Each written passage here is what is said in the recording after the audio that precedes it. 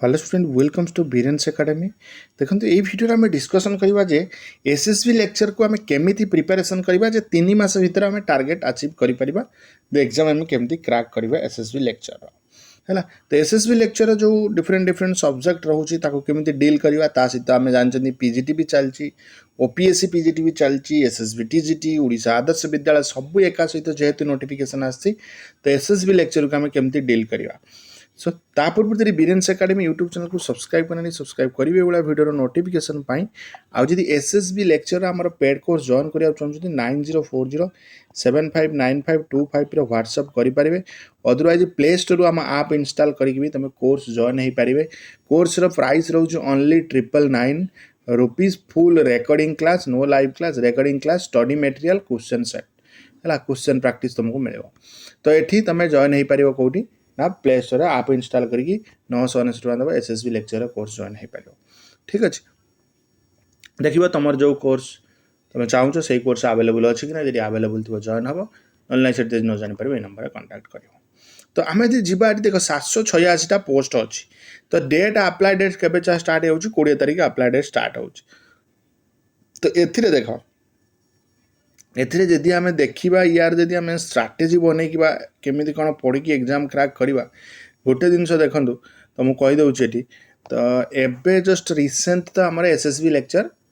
सैला तार जॉइनिंग भी फेब्रुआरी 28 या 29 थिला तार जॉइनिंग तमाने बेसी दिन जाए तुम तो पढ़ार टच थी जदि पढ़ार टच अच्छी ताले कौन कर डिस्ट्रीब्यूट कर दियो है डिस्ट्रीब्यूट कर दियो जमीक कि सपोज गोटे सब्जेक्ट अच्छी सपोज कर पॉलिटिकल साइंस डिफरेंट डिफरेंट निज निज सब्जेक्ट को चूज करके तुम कर सपोज अच्छी पॉलिटिकल साइंस। सो पॉलिटिकल साइंस जहाँ भी सिलेबस अच्छी तुम ताको पढ़ी थो। बर्तमान सपोज आम धरिकी जा एग्जाम केबे हम जून मंथ रे एग्जाम हम ये जून मंथ रे एग्जाम हम तो बर्तमान आम हाथ में कते अच्छी मार्च एप्रिल मे जून मास आम धरिकी जा एग्जाम तो 3 मास रू आज तो मार्च हो गला के तारीख 14 तारीख मार्च तो 2.5 मास आम पाखे टाइम अच्छी 2.5-3 मास धरिकी चल जून हेल्ले भी जून 15 पर एग्जाम हम यदि भी हम तो जदि अच्छी प्रथम आम 1.5 मास कौन देखिए ना प्रथम 1.5 मास आम जहाँ भी थ्योरी पढ़ी जो पूर्व थर जो एसएसबी लेक्चर गला तो से 2.5 मास कौन करवा ना से थ्योरी की आउ थे आम रिविजन करवा आइदर जहाँ भी आम मटेरियल अच्छी पढ़ा जहाँ भी वीडियो लेक्चर अच्छी देखा देखिक आम रिविजन करवा रिविजन कलापर तापर कौन करवा ना आम पाखे आउ रहा 1.5 मास आउ 1.5 मास आम कौन करवा ना 1 मंथ को आम कौन पूरा देखा ना जी सब आम पढ़ी तार एमसीक्यू प्रैक्टिस करवा जमी चैप्टर वाइज टेस्ट लगेगा है सब सब्जेक्ट इकोनॉमिक्स हो पॉलिटिकल साइंस हो जूलॉजी बॉटनी जहाँ भी हो से तुम कौन कर ना प्रैक्टिस चैप्टर वाइज सेट लगे चैप्टर वाइज सेट लगा एनालिसिस कर एनालिसिस कलापर आउ जो तुम पाखे हाफ मंथ रही से तुम कौन कर ना प्रैक्टिस सेट लगे एटलिस्ट 10टा सेट लगे प्रैक्टिस सेट 10टा प्रैक्टिस सेट लगेला तुम कौन हो ना प्रैक्टिस हो तो आउ किसी प्रॉब्लम हेनी एग्जाम को कहीं जानते कैरियर भाइबा अच्छी